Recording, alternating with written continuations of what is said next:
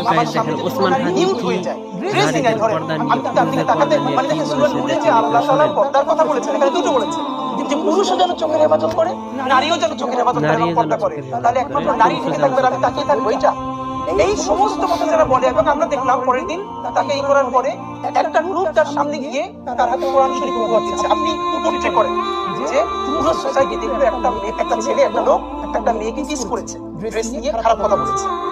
পরের দিন তাকে ছাড়িয়ে আনার পর বীর বিক্রমে তার হাতে কোরআন তুলে দেওয়া হয়েছে, ফুলের মালা হয়েছে। এবার ভাবেন যারা ইসলাম ভালোবাসে, মুসলমান ভালোবাসে, এমনকি আরবান শেখ রাস্তা যারা ধর্ম পালন করে, তার কালচারেও সে ওরকম বিলং করে, তার কাছে কি মেসেজটা যাচ্ছে? এবং আপনি খেয়াল করেন এর সাথে বাংলাদেশের মূলধারার কোনো আলেমদের সম্পর্ক নাই।